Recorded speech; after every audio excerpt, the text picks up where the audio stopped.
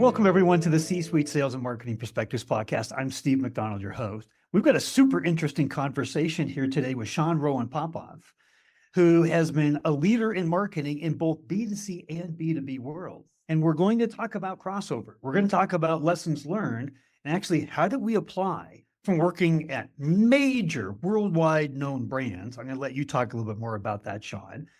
The B2C lessons and how to explode B2B growth partnerships. Thank you so much, Steve, for having me. I have been in marketing for over 25 years and spent the bulk of my career working on some of the most well-known brands worldwide, Derby, Scrabble, Game of Life. And I had the privilege to work on these very established brands really in a B2C capacity. And within that, though, I had the opportunity to grow in B2B marketing within that experience. And when I transitioned over into fintech, I was able to take a lot of those great lessons, not just in B2C, but also to work within the B2B space within the fintech industry. I'm excited, right? Because we don't really think about it all that often, but obviously corporations large as like Mattel and the Barbie franchise, there are tons of B2B partnerships, right, that are hugely important in the success overall of the brand. And that's the world that you were playing in. So I'd love to maybe have you just talk to us just to start off about why B2B partnerships are so important to that overall growth, to the overall brand itself. First of all, it's the pipeline. Having a strong pipeline drives overall long-term growth. So those partnerships will fulfill a specific objective and goal to really continue and to grow that brand. But also those B2B partnerships are important because there is relevance of your brand that you want to continue to elevate.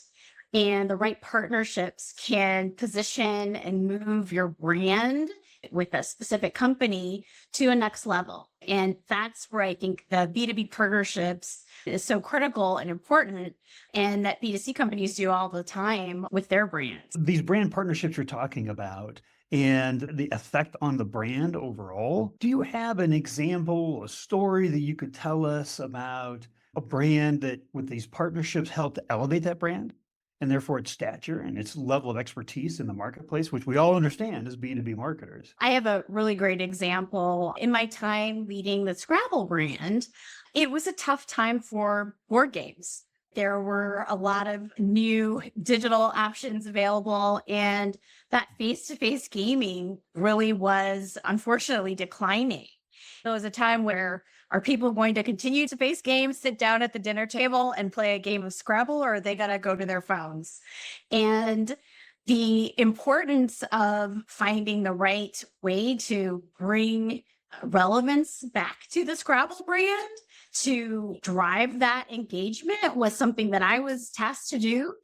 And where I started was something really important, which it was actually in a quote unquote B2B capacity. It wasn't with our consumers. It was with our North American Scrabble Players Association, and they're an entity that promotes Scrabble with those purists, right? With those people who love the game. They're not necessarily going to their phone to play it. And the focus was not that we hadn't partnered with them before as a brand, but really focusing on, hey, you love the game. Let's focus on partnering and elevating tournaments, championships, and getting back to the heart of what Scrabble is about. And by focusing and targeting on that specific engagement audience, that drove a complete campaign, including creating a new word for the Scrabble dictionary, doing a new Scrabble dictionary that hadn't been run in, I think it'd been about 5-6 years, and bringing relevance back to the game through those purists. And because of that, we were able to expand to those real end consumers who truly loved the game as well and brought that relevance back to them. They, again, were more of a quote unquote B2B partner. They weren't a traditional consumer facing partner, but being able to work with them and to bring that relevance back to the brand was just game changing. In a B2B world, where there is less and less differentiation on product, on technology. There needs to be more and more differentiation on your stature, your brand, your level of expertise in the marketplace. So this is one of those B2C lessons, right? To apply into the B2B world is how are we constantly working on our brand? Today's brand in the B2B world is tomorrow's demand. So we need to be thinking about ways that we do that. That's an incredible kind of thought leadership story that you told. I appreciate that. But you actually have another brand kind of under the brand in terms of the executive team and how you're thinking about creating a brand around them as thought leaders. Can you tell us a little bit more about that? The executive team that represents your company or even employees, but really the executive team can be seen collectively as a brand for your company. And so many times I've seen executives not necessarily have a curated LinkedIn presence that truly represents what their company is about and content related to that. And it's such a missed opportunity because these executives, they have a lot of followers. They have an opportunity to really have a strong share of voice within the LinkedIn digital community, which can be leveraged to elevate the presence of your corporate brand, your B2B opportunities, and position them as true thought leaders and allow the brand to be perceived in a very positive way through an executive team that is focused and that is consistent with bringing about thought leadership as related to the company that they work for. And that's more and more important to differentiate, right? Because it's easy to understand and see that experts, leaders represent a voice in the market. But most importantly, I'm going to have more trust in the product, the services, the technology when I know and recognize the company as experts in the industry, right? And the Exactly. leadership within that company obviously is a big part of that. We get calls all the time on the podcast from PR agencies that are looking to get their executives on because they're recognizing exactly what you're talking about here is the power of getting their executives out and helping to establish themselves as thought leaders and the overall reputation and expertise of the business. So it's definitely a well-documented strategy, but one we need to really think about. And as marketers, we think a lot about marketing the product. We think a lot about the brand itself, but we don't always think a lot about the executive team and the effort that it takes to, and the rewards that come with that. So I'm really glad you mentioned that. I want to go back to this idea of the business partners, right? Because that's a huge opportunity area. Every business has the potential to establish partnerships and leverage for the good of both sides to accelerate their businesses. How do you influence the actual behavior of business partners in a way that makes sense both for them and for you in that partnership? In my experience, I've been successful with partnerships in making sure that I understand and I'm truly aligned with my partner's goals and that we have a shared goal to succeed. And I think that's the first thing. The second thing is understanding what their KPIs are. Like, what are the things that are most important to them that will allow them to have success? And how can I then, as a partner, take resources or can I leverage any of my resources to bring about success? Because if they're successful, typically you're successful, right? So there's a collective success there that needs to happen. And I believe that one of the things that's most important is actually getting the insights and understanding from even an NPS score from your partner. What are the things you're doing that they think are important? How can you understand and align on that? And even doing a partner NPS survey to get to that, to dig in, to have that data and get those insights to have a successful partnership, I believe is really critical to collective success with a partnership. It's interesting. So this idea of what is good for the business partner is good for us. Focus on helping them is good for us. The corollary to that is I had the benefit of having the CRO of the year onto the podcast with his CMO, and they both emphatically said that 50% of the growth of their company they attributed to company culture and Mhm. focusing on the employee as the delivery of every aspect of their business. So, what you're saying here to me, my takeaway is that has direct analogy to business partners as well. Just as the employee is a partner in the success of the business, so are Mhm. your business partners. So, what's good for them is good for you. But how often do we spend time thinking about that? Right? It's not as well documented as the focus on employees, but the corollary between the two is a direct line, right? This isn't a round spaghetti dotted line like maybe focusing on our business partners are going to help us, right? We know it and you've Yes. lived it. And that's part of what you're here to talk about today. The next area here is on how to see learnings inform your interactions and your collaborations with these business partners. I would say the first thing is with B2C, the brand is at the foundation, right? You understand what your brand is because you define your voice, you define target audience, your reason to believe. What are those differentiating factors? And that brand platform is directly transferable to a B2B experience. I would say that it's within B2B. You also have to define those specific things about what your business is, what you're going after. But you always have to weigh your opportunities against that specific definition that you've given your brand. And that also includes your mission, your vision. But one thing that happens to a lot of companies is that they see a great partnership, but that partner doesn't really align with what your brand is, what your company is. And you're going after big opportunities. Oh, there could be a lot of leads here, there could be X here. But ultimately, it doesn't align with what you've established as your brand. And that's tough. I've been in that situation for many decades when you're seeing an opportunity that could be really great revenue, but ultimately doesn't quite align with what you've established as your brand. And I think that's one real critical thing about B2B opportunities that can be transferred over is really truly aligning with what that foundation is from a brand perspective. I had another podcast. This gentleman's the CRO of Uh-huh. a B2B company, and they're on the second year of their 5-year growth plan. Over the last 2 years, they've grown from 45 to 250 plus employees. They've grown from 15 million in revenue to over 75 million in revenue. And the whole podcast was about how do we communicate how to stay ahead of our 5-year plan. He talked about things like you're talking about now, the value of the brand, the value of the employees, and the value of the culture that they create.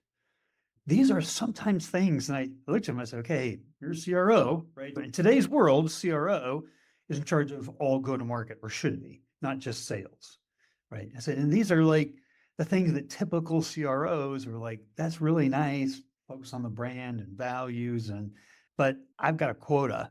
I got to hit this quarter. To be asked about it at the board meeting, they're going to talk about the next quarter. That's my focus. Right. And he said, look, if we don't look at the foundational things, employees are foundational, value of the brand is foundational. Those are the underpinnings of all successful sales. Right. And so Mhm. I hear that echoing in what you're talking about here today. So I'm going to take a little bit of a right turn from where we are here. And I'm going to ask you in your career, especially your B2B career, what are you most proud of that you've been able to accomplish? Oh, wow. What am I most proud of? On the B2B side, I would say that when I was working with Mattel, and at the time, the focus was on rebuilding Barbie. And this was a long time ago before the success of everything that's happened recently. But rebuilding Barbie as a brand that was beyond the doll, that it was a lifestyle brand. And the challenge that I had was how do we put together a program showing our B2B partners who are licensees that Barbie was relevant and that Barbie could drive the sales and the opportunities for our partners. And I would say that it was a challenge within this space and the perception of what Barbie was, but we had to get people on board, partners on board to believe it and to drive that relevance.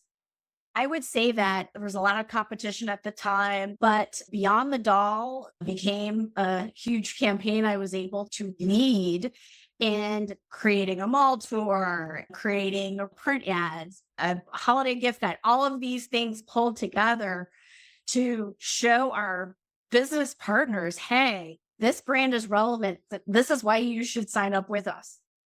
It took a lot of grit. It took a lot of focus. And I had a great team that I worked with, but that was so successful for me personally.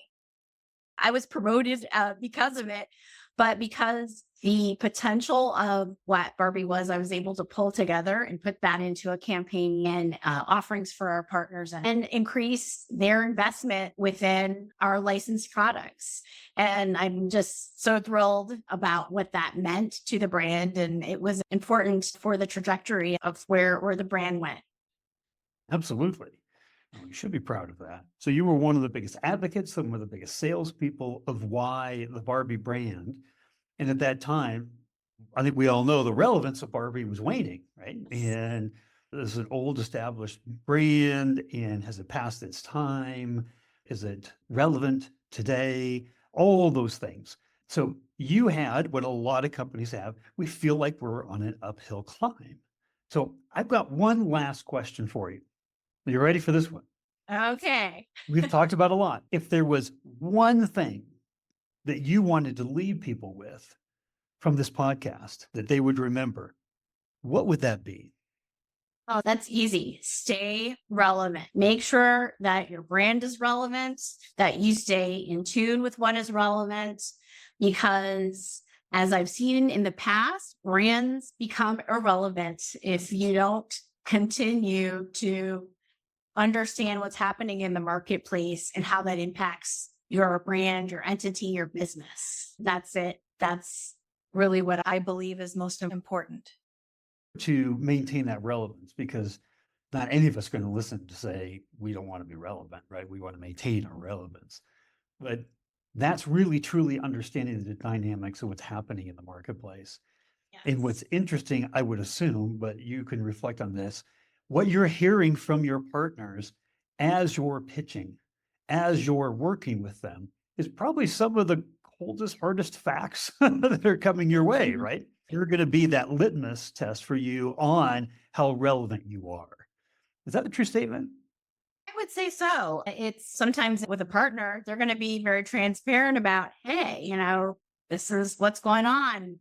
I'm not seeing this here with you, or something along those lines. Instead of being offended or upset that you didn't have a positive outcome to your conversations, you really need to take that to heart and find out what it is that you're missing and understand that and make the pivot and the change.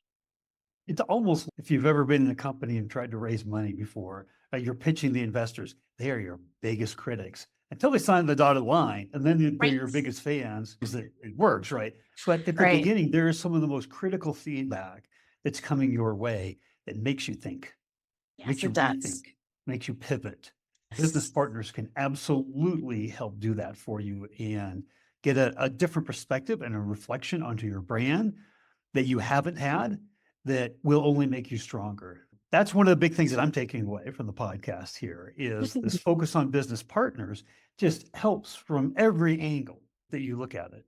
I know people are probably going to have some questions and follow up. And would it be appropriate if we gave out a link to your LinkedIn profile that people could reach you? Oh, absolutely. Would love to hear from folks. Okay, great. Thank you so much, Shaun, for coming on and giving this a different perspective. Not only the B2C lessons on how do you help grow business partners to grow your business, but what is the relevance and the importance? Because we, as marketing leaders, we have so much that is on our plate these days that it's very easy. There's not always somebody on your shoulder saying, "Hey, Shaun, what about those business partnerships?" But this brings up a whole nother level of stature in what we have to do, but opportunities and quivers that we can put into our bow to create success. So thank you for coming on and sharing all these insights. I really appreciate it. Thank you so much for having me, Steve. I appreciate it.